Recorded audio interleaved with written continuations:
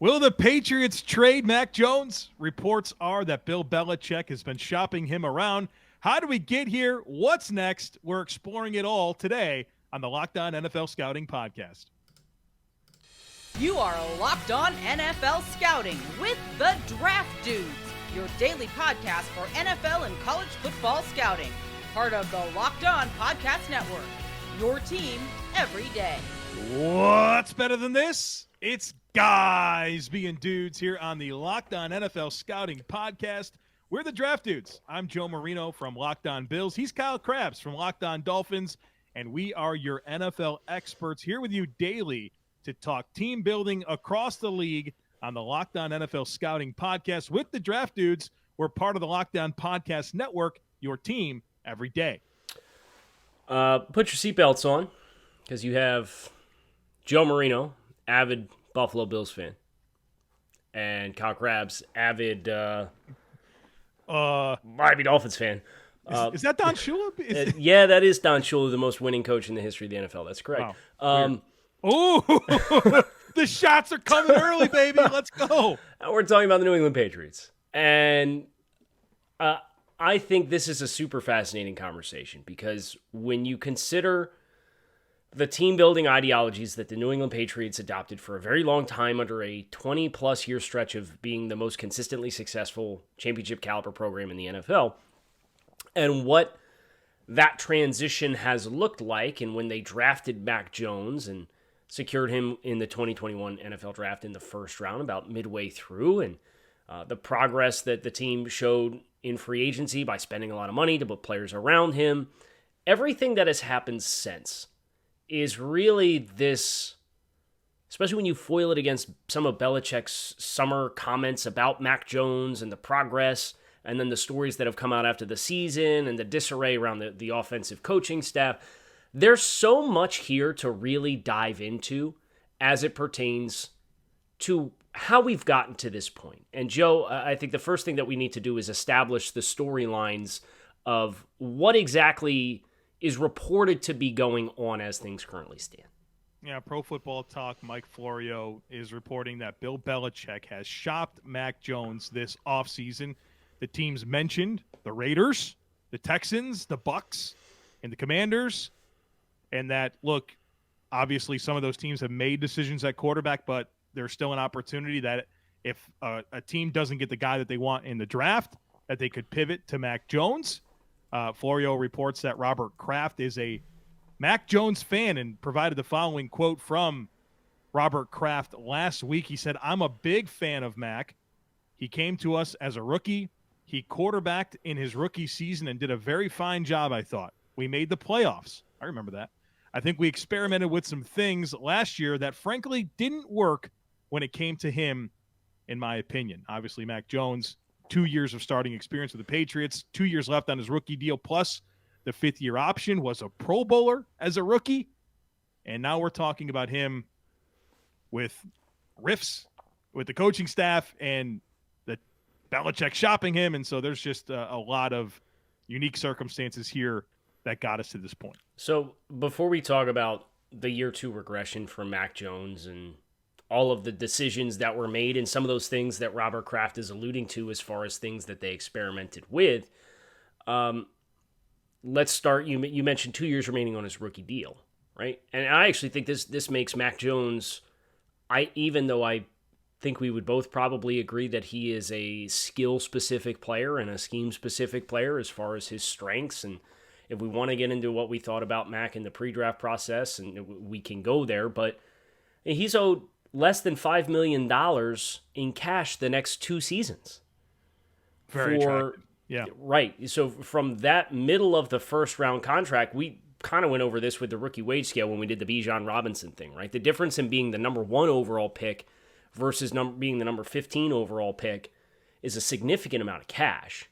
And you're talking about a starting quarterback contract with a player with 2 years of starting experience in the NFL that's less than $5 million. Like, if a team were to trade for a starting quarterback at this point, it certainly feels like Mac Jones, economically speaking, relative to the other options aside of the mega contract superstar quarterback that's out there in Lamar Jackson, This is a really attractive option.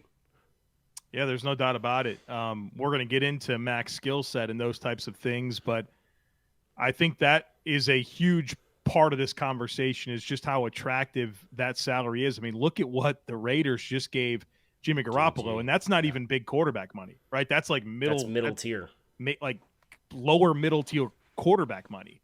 And so a player in Mac Jones that the book's not written by any means, and he's had success in the NFL, and we're certainly going to talk a lot about last year and how there's no way he could have been successful last year, or I think any quarterback would have been successful last year.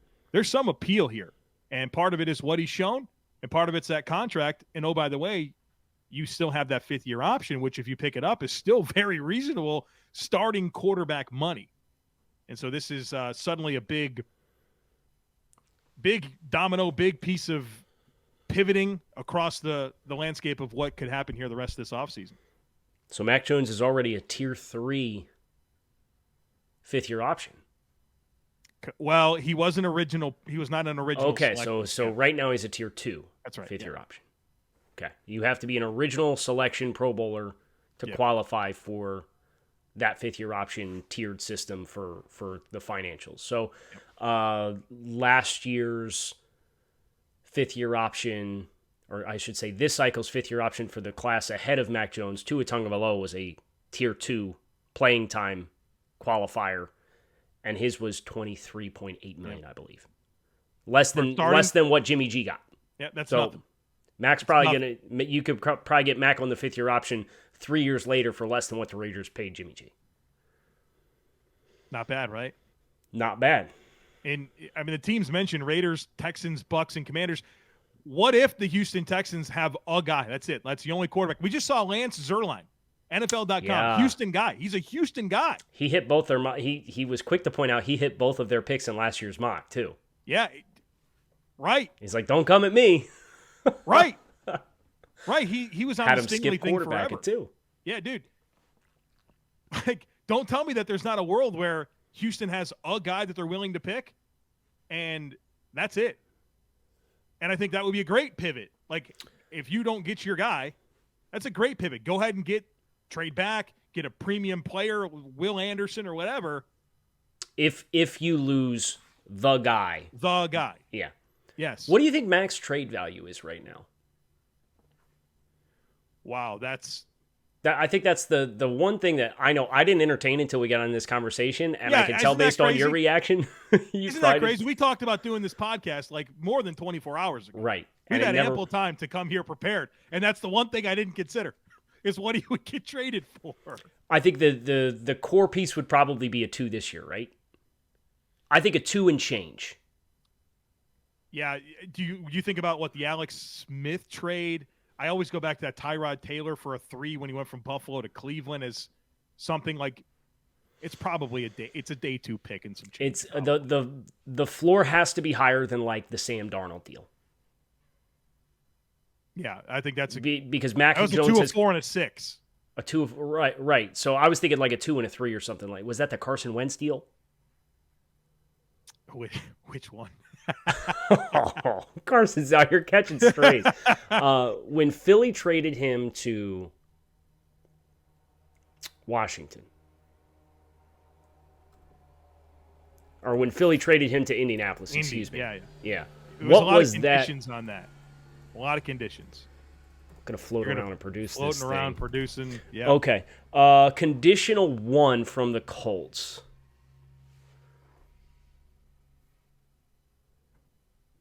This is courtesy of ESPN. For a 2021 third-round pick and a conditional 2022 second-round pick that could turn into a first-round pick.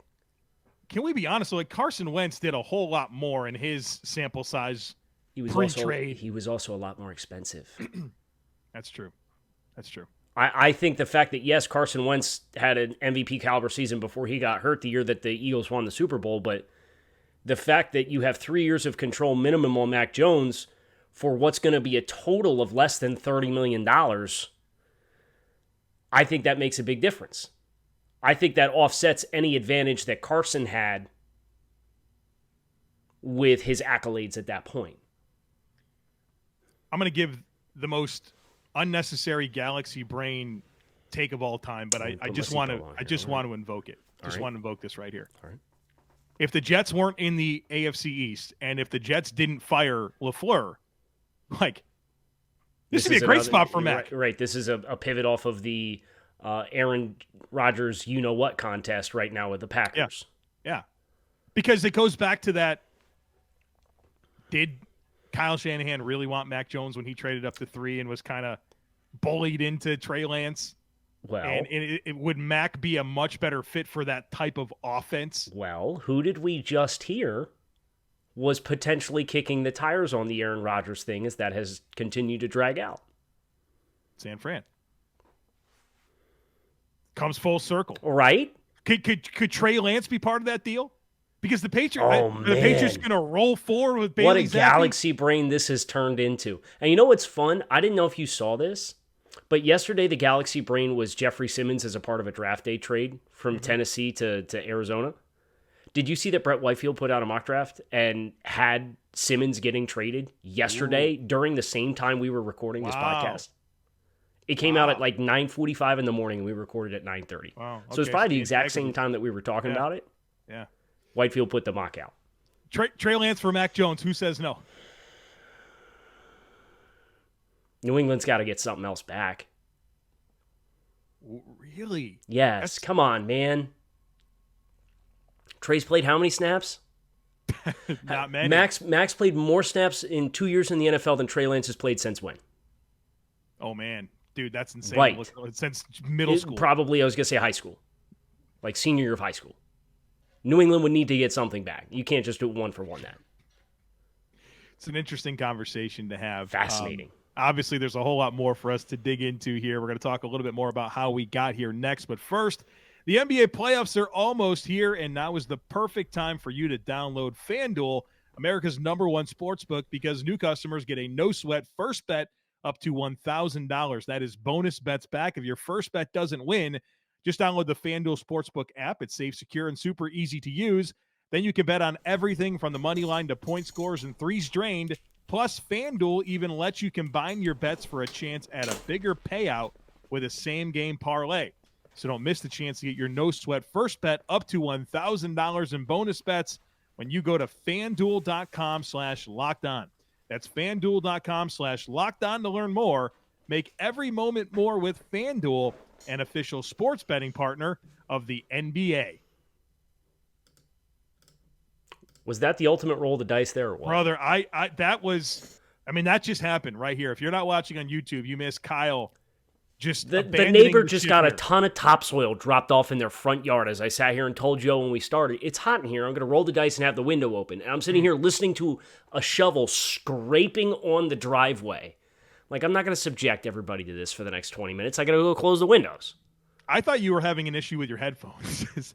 So I thought you were going to, like, find some other pair of headphones. Nah. I'm like, I don't think this is going to work out. Like, I'm sitting there thinking I got to somehow have this conversation alone. But here, you're back. You're back. Let's get back on track. We're talking Mac Jones, how we got to this point. Belichick is shopping his third-year quarterback that's made a Pro Bowl and taking him to the playoffs. So we kind of alluded to this at the top, that the Patriots really spent aggressively that offseason, right? They had gone, was it 7-9 with Cam? They did, and I thought that was pretty doggone impressive. It's one of his more impressive coaching jobs of his career because that roster was depleted. Bad. The quarterback play was bad. They draft Mac Jones, but before they do that, they set the record for like most, and they held it for 1 year. I think Jacksonville beat it the next year, but it was like most guaranteed money spent in like the tampering window or something like that was New England. Spent a crazy amount of money on a lot of players.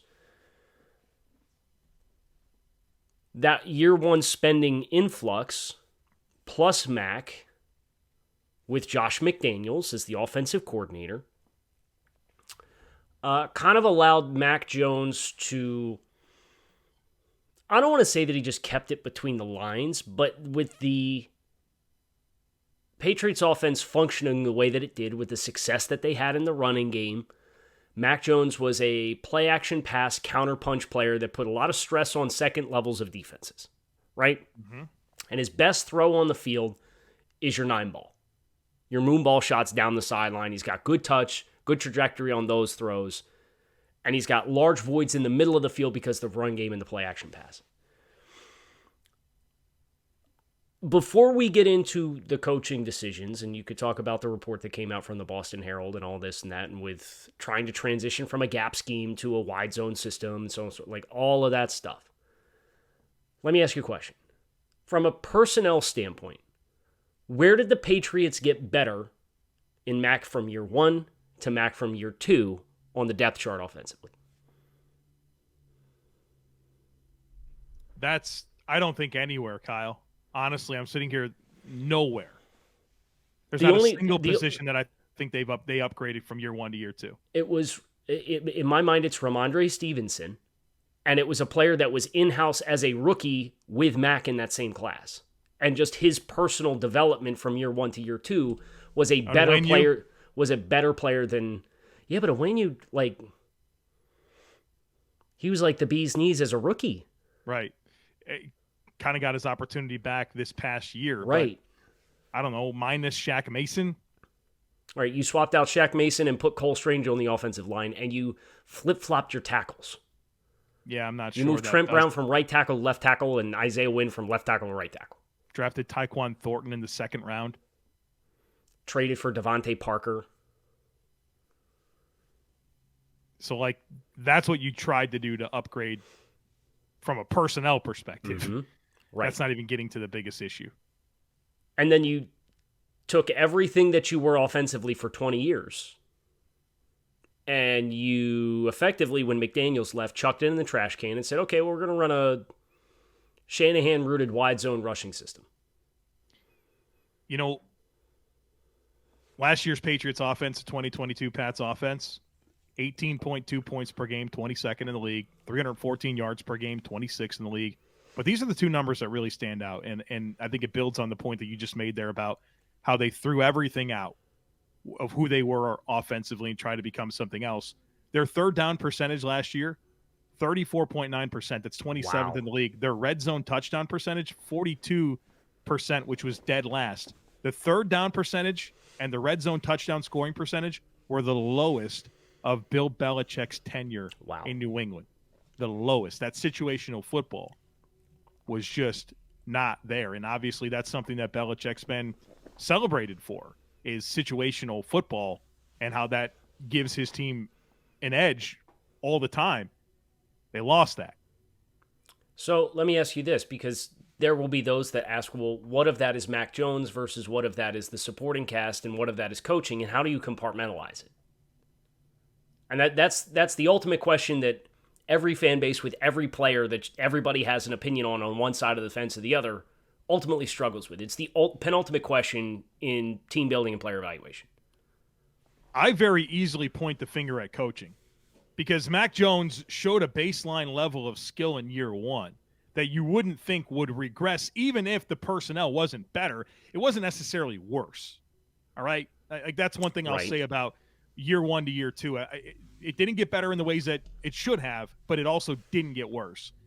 What you did is you hired Matt Patricia and Joe Judge with zero experience coaching offense or calling plays. Oh, come on now. Yeah, they were positional coaches for 1 year, like 15 years ago. It's the most asinine idea I've ever seen in the history of the NFL from a coaching perspective.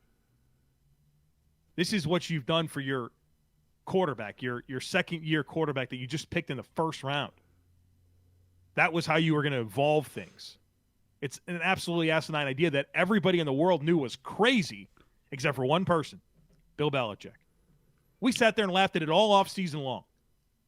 The NFL community laughed at it all offseason long, and it went exactly how we thought it was going to go. The only person out there that's surprised is Bill Belichick. Yeah, there was a let me get the Mike Girardi quote up because I think this was pretty damning as it pertains to this situation. Floating around producing this thing. Give me a second. Floating a lot here. Kyle's looking up a quote from Mike Girardi about Mac Jones. Come on, you can filibuster better than this. I will try. You could find it faster than this, right? Is it going to happen? I don't know.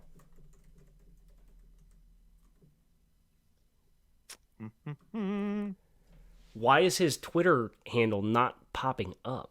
I don't know. I type his name in and it doesn't show up. Okay, here it is. Mike Girardi, formerly of NFL Network. A string of tweets from about 24 hours ago. From Bill Belichick in late July. I think Mac's done a great job. He's worked extremely hard. He's got a tremendous work ethic. He's made tremendous strides. He did a great job last year, but he's starting from a much, much higher point this year heading into year 2. Additional quote from Belichick same day. He's just a lot further along in the conversation, and we have much better feel for what he can do, what his strengths are, and how we can play into those. He's self-aware too. He knows what he does well. They make the decisions that they make, and then the Mike Girardi quote directly responding to the Pro Football Talk story about tension lingering between Belichick and Mac Jones and the trade rumors. Talk to many people about this. To a man, those who have seen, felt this, roll their eyes. One source said to me, I don't know what Bill thought was going to happen. The decisions he made set the table for Mac's regression, for the entire offensive regression. The offensive dysfunction was felt on all levels of the offense and by all position groups. There were coaches who knew that this system play calling, play design was not up to the previous standards in Foxborough set by Josh McDaniels. The players felt it. And lastly, on a personal note, this is a personal note from him. I have no horse in this race. I don't give a damn who starts, whether it's Mac Zappi or a quarterback to be named later. You know what's interesting about this entire situation and my own personal perspective of Mac Jones is it's changed a lot because Mac's always been a player I didn't always care for, right? I thought he was really overhyped at Alabama. I didn't think he was worth a first-round pick. He goes to the Patriots, obviously a team that I don't have much love for, and I've not been much of a fan. But I think the way that he's handled this has created some respect from me because as a young player who's, you know about New England, it's the Patriots way and you're hush hush and you just take it, right? You just do what you're supposed to do. You do your job. Max pushed back. And that's not a normal spot for a young quarterback to be in where he's like, dude, I need help. He's going to outside the organization. I need help.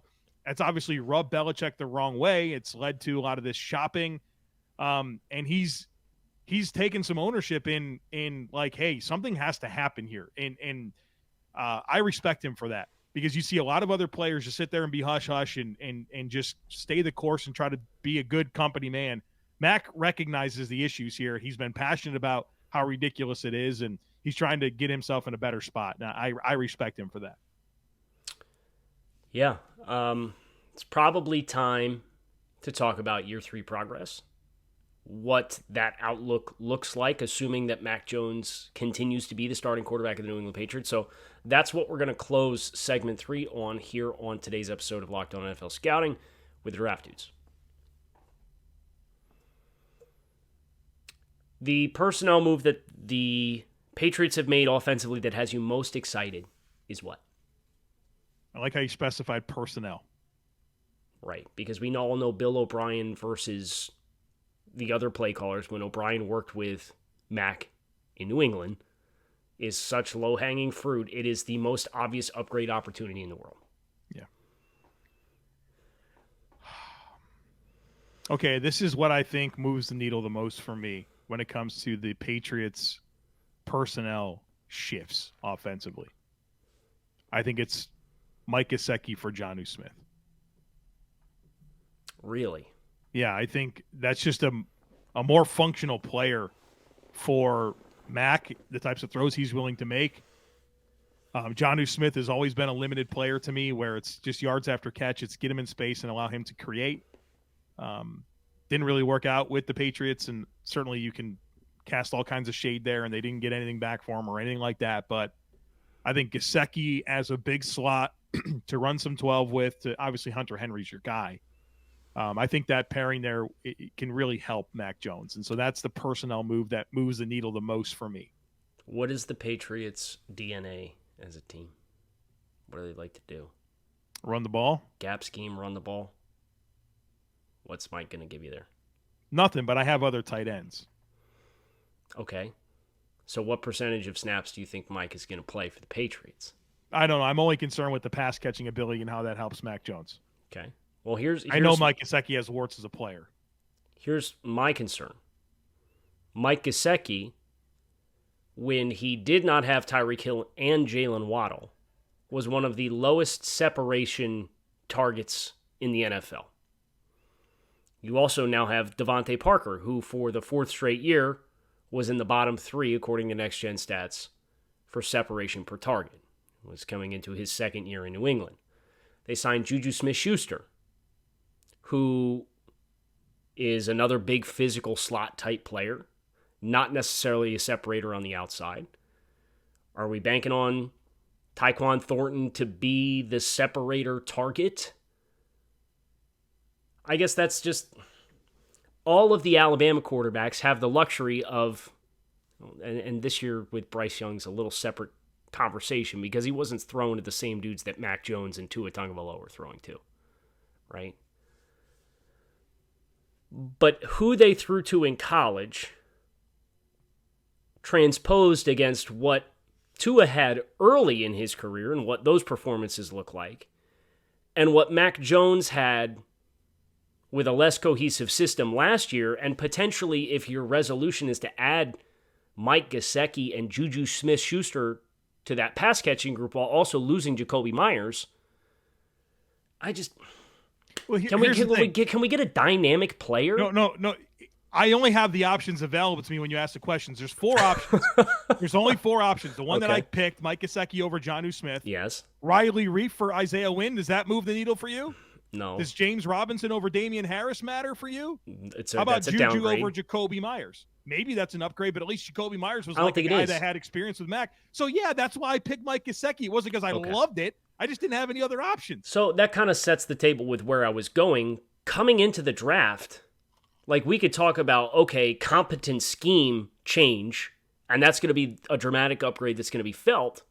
But when you still look at the supporting cast going into year 3, I mean, how much more excited are you? I think Bill O'Brien's the biggest upgrade you can imagine from Matt Patricia and Joe Judge. But can we have like sobering moment here with Bill O'Brien? The guy had Deshaun Watson, DeAndre Hopkins, Will Fuller, and those offenses were really average in Houston. They were average, middle of the pack offenses. I'm going to float around and produce this thing again. Hold on, just give me a minute. You can look at them. They're right there in the middle of the pack. The last time he had a top offense was with New England, which Tom Brady was his quarterback. Okay, so offensive ranks. We're going to do the thing. Yeah. New England in 2011. Amazing, like top 3.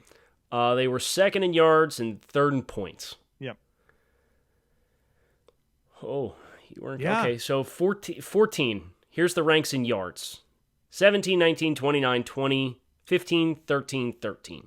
Those last 3 years with, I guess from, what was it, 17, 18, 19, 20. The last 4 years were the Watson overlap. Mm-hmm. So we were 20, 15, 13, 13th. In points, we were 17th. Obviously, Watson missed about half the year as a rookie with the ACL tear. 11th, 14th, 18th. Okay, I see your point.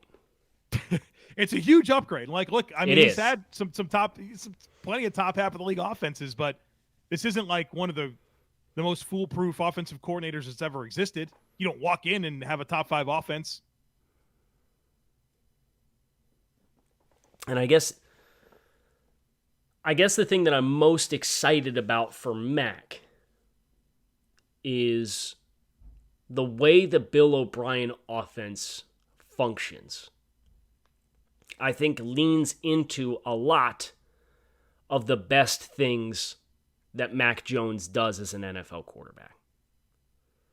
I think what he was renowned for coming out of Alabama with Bill O'Brien was pre-snap processing, kind of pre-snap anticipation, execution of the reads, very high floor pocket passer in the NFL. Mm-hmm. You transpose that and you put that in New England now with a viable run game, I think you can make the argument that the New England run game has the potential to be the best O'Brien's had at his disposal since, the Arian Foster 14, 15, 16 stretch, right? Yeah. And you can get back to the passing game being I don't want to say complimentary, but it kind of is. It's complimentary. You have to resist the urge to...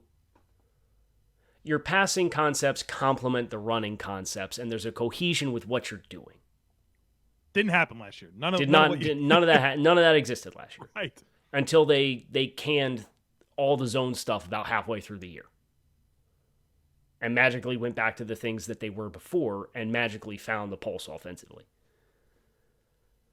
So I think there's, from a chemistry perspective, kind of people turn their nose up at chemistry, and we look at Kyles and Joes versus, I should have had the shirt on. Kyles and Joes versus X's and O's. But that is a component, especially when you are an offensive personnel group like what New England has, where you don't really have math changers.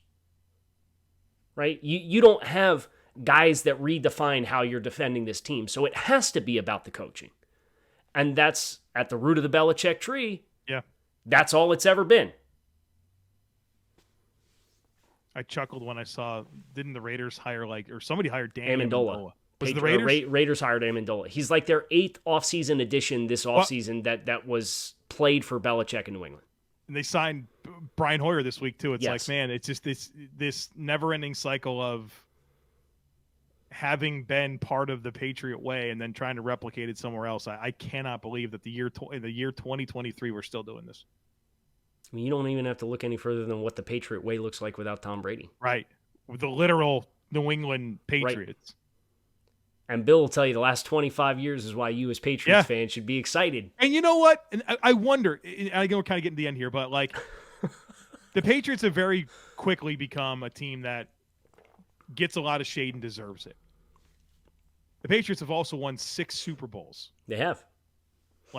Relatively recently. As a fan, you got to just cling to that and be like, you can't hurt me. Right. You've given me more than any other person in the world's ever going to enjoy in the history of their life for NFL football. Unless you were a year 1, 2, or 3 fan of the New England Patriots and you're 10 years old. Right. You have something that most fan bases would immediately swap for whilst listening to the Draft Dude simultaneously bag on what the effort was last year to run an offense. If you were a lifelong Pittsburgh Steelers fan, from the 70s until now, congratulations, you have 6. a case. You have a case. Right. Right? But nothing like the 20-year stretch. It's reshaped football as we know it. There's a lot more we could get into. I think this is probably a good wrapping point for us. An objective conversation about Mac Jones, the New England Patriots, the trade rumors. Final question, yes or no? Mac Jones is the New England Patriots starting quarterback in 2023. Listen, you know who the offensive coordinator for the Houston Texans is? Bobby Enlighten me. Slowick. Bobby Slowick. Where did Bobby Slowick come from? Shanahan disciple, my guy. Who did Lance Zierlein just mock to the Texans? Tyree Wilson. With Will Levis as the second ad. That ain't a quarterback. They did get Will Levis. So I don't know. But I guess here's the thing. They got Levis in a trade in a scenario which there were other teams in that stretch that could have gone quarterback. So there's a chance that Houston does try to do this and it blows up in their face too. I think that he will be a Patriot. I think that Mac Jones will play for the Patriots. I am inclined to agree with you. If I had to put money on it, I would say that, yes, Mac Jones is starting It's the most likely outcome. Yeah. But, man, is there plenty to talk about. Well, we talked about it for about 34 minutes, so we're going to go ahead and wrap this thing up. Kyle Crabbs, Joe Marino. Appreciate you guys checking out Locked On NFL Scouting with the Draft Dudes talking Mac Jones, New England Patriots. You can find us on YouTube or wherever you listen to your favorite podcasts. So hit subscribe, follow along this journey with us as we continue to explore team building across the NFL, your teams every day here on the Locked On Network. Make it a great rest of your day. We'll talk to you all again tomorrow. Peace.